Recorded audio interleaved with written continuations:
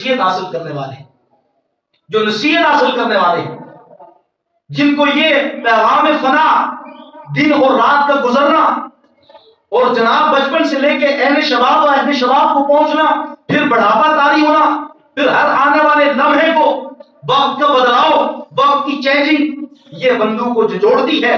اور جو بندہ کامیاب وہی آدمی ہے، سمجھدار عقل مند وہی ہے جو اس وقت کی چینجنگ اور بدلاؤ سے سبق سیکھ جائے اور سمجھ جائے کہ میں ایک وقت تھا کہ میں بچہ تھا، پھر وہ وقت آیا کہ میں جوان ہوا، شادی ہوئی، بچے ہوئے، آل اولاد ہو گئی، اب یہ وقت آ چکا کہ میں بڑھاپے کو پہنچ چکا. اور رسول اللہ فرماتے ہیں جس شخص کی 40 سال عمر ہو جائے اور وہ نیکیوں اس پر غالب نہ آ جائے، یعنی نیکوکار نہ بن جائے، پرہیزگار نہ بن جائے، تو وہ اپنا ٹھکانہ دوزخ بنا جائے. کتنی بڑی وعید ہے. اور پھر ایک شخص نے نبی علیہ السلام کا دیدار کیا، حضور نبی علیہ السلام سے عرض کی حضور مجھے نصیحت فرمائیے. فرمایا جس شخص کے 2 دن ایک جیسے گزرے اس کے لیے ہلاکت ہے. علماء نے اس کی وضاحت کی، کہا مطلب یہ کہ کل گناہگار تھا، کل کا جو جمعرات مثال لے لیتے، جمعرات گزری، اس نے یہ گناہ بھی کیا، وہ گناہ بھی کیا، یہ بھی کیا، وہ بھی کیا، آج جمعے کا دن آیا، آج بھی وہی گناہ کیے، 2 دن ایک جیسے گزار دیے، فرمایا اس کے لیے بربادی. ہمارے علماء، ہمارے صدیقین، اولیاء کے اندر ایک بڑے مرتبہ ایک رتبہ ہے صدیقین کا. ان کا معمول علماء نے لکھا ہے صدیقین کا کہ یہ مثال کے طور پر جمعرات کو اگر 100 نوافل پڑھتے تھے تو آنے والے دن جمعے کو یہ 150 نوافل پڑھتے تھے. یہ جمعے کو اگر 150 پڑھا کرتے تھے تو ہفتے والے دن یہ 200 نوافل پڑھا کرتے تھے. ہر آنے والے دن کو، ہر 2 دنوں کو اکٹھا نہیں کرتے تھے کہ بھائی کل یہ عبادت کی تھی جو آج استقامت کے ساتھ اسی 100 کو پڑھ لیتے ہیں، نہ، تو میں ہر آنے والی گھڑی میں اپنی عبادت میں اضافہ کیا کرتے تھے. تو ہم غور کریں، وہ تو عبادت میں اضافہ کرنے والے کون تھے؟ جو فرائض کے تو پابند تھے ہی تھے، لیکن ساتھ نفلی عبادات، قرآن کی تلاوت، درود، وظائف، ساتھ نوافل، یہ وہ لوگ تھے جو فرائض کے پابند تھے ہی تھے، لیکن ساتھ نوافل کی کثرت سے پابندی کیا، نفلی عبادات کے پابند تھے. اللہ اکبر جل شانہ. حضور کشف المحجوب کے اندر شیخ العالم داتا گنج بخش علی حجویری رحمۃ اللہ علیہ فرماتے ہیں دنیا کی ایک سانس، توجہ طلب، دنیا کی ایک سانس محشر کی 1000 سانسوں سے بہتر ہے.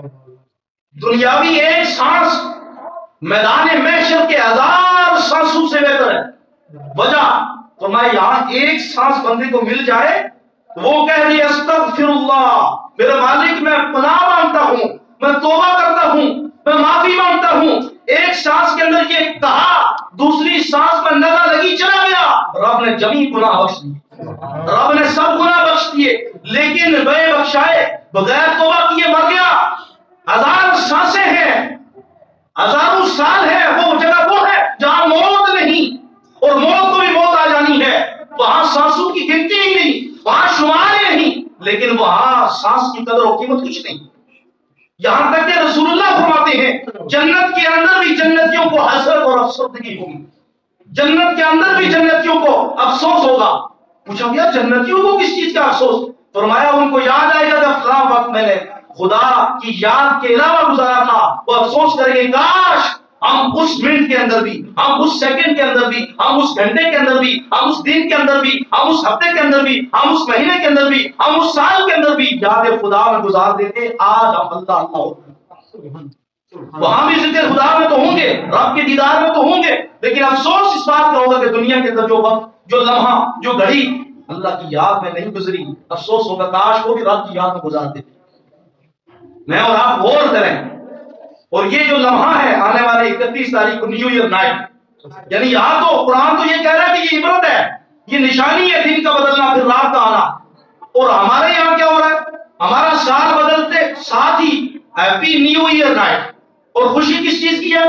کہ زندگی کا ایک وقت کم ہو گیا. امام حضرت ابو رجب حنبلی رحمۃ اللہ علیہ فرماتے ہیں لطائف المعارف میں، فرماتے ہیں نادان اس سے بڑھ کر بیوقوف کون ہے جو اپنی زندگی کم ہونے پر خوشیاں منائے. اس شخص سے بڑھ کر بے وقوف کون جو زندگی کم ہونے پر اور اپنے آپ کو قبر کے قریب ہونے پر خوشیاں منائے. یعنی سوچنے کی بات یہ ہے کہ میں یہ سوچوں کہ بھائی پچھلا جو سال گزر گیا، پچھلے سال میں نے یہ نئے کام کیے، اس سال میں نے کیا کیا. اس سال میں نے کیا کہ جو کام کرنے کے ہیں 2024 میں وہ یہ کام کرنے کے بھائی میں نے پچھلے سال یہ کام نہیں کر سکا، انشاءاللہ اس سال حج کرنے کی سعادت حاصل کروں گا۔ کام کرنے کے تو یہ ہے کہ اس سال انشاءاللہ میں پابندی سے پورا سال اللہ نے چاہتا ہوں انشاءاللہ قرآن کریم کی مسلسل رمضان ہو غیر رمضان ہو کثرت سے تلاوت کرتا رہوں۔ یہ کام کرنے، یہ گول سیٹ کرنے کے ہے، یہ چیزیں، یہ جدول، یہ اپنا ایک روٹین بنانے کی ہے، اپنا ایک یعنی کہ گول سیٹ کرنے کا چیز جو ہے وہ یہ ہے بھائی میں نے یہ اس سال میں نے یہ کام کرنا ہے، بجائے یہ کہ ون ویلنگ کر کے موت کا کھیل کھیل، بجائے یہ کہ شرابیں اور شباب کے وہ جناب معاذ اللہ اللہ اس کے رسول کی نافرمانیاں کرے، اور پھر وہ اپنے دوستوں کی گیدرنگ کے اندر نیگیٹو گیدرنگ، وہ جگہ جہاں پہ اللہ اکبر جل شانہ، جہاں رب اور اس کے رسول کی نافرمانیاں ہوتی ہے، گالن گلوچ کی جاتی ہیں اور رب اور اس کے رسول کی نافرمانیاں کی جاتی ہیں، کیا زنا کی گفتگو، کیا بدکاریوں کی گفتگو، کیا سودخوریوں کی گفتگو، کیا اپنے اس رات کے اندر جہاں اب یہ تو ایک انگریزی کلچر تھا اور وہ بھی کوئی اتنا پرانی ہسٹری کی کچھ نہیں، کچھ آدھ صدی کا وقت ہوا جو نیو ایئر نائٹ کے نام کو آگے شوشہ چھوڑا گیا، پھر مسلمان اس کے اندر بہ گئے اور ہماری نوجوان طبقہ، ہماری نوجوان نسل اس کے اندر بہ گئی کہ نیو ایئر نائٹ کے نام پر اپنی خواہش نفس کی تسکین کے لیے معاذ اللہ وہ کام کر گزرتے ہیں جس کا حساب نہیں، اور اتنے کیسز آتے ہیں اس نائٹ اس رات کو کہ فلاں لڑکا ون ویلنگ کرتے وہ مر گیا، فلاں لڑکا شراب کے نشے میں یہ کام کرتے وہ مر گیا۔ مجھے بتائیں رسول اللہ کو فرماتے ہیں کہ بندہ جس حال میں مرے گا اسی میں اٹھایا جائے، تو کیا یہ کوئی یہ قبول کرے گا کہ میں اس حالت میں اٹھوں کہ اللہ اس کے رسول میری طرف رحمت کی نظر ہی نہ فرمائے؟ تو بہترین بنے، انسان بھی بنے، بہترین انسان بنے، بہترین آدمی بنے۔ کون ہے بہترین آدمی؟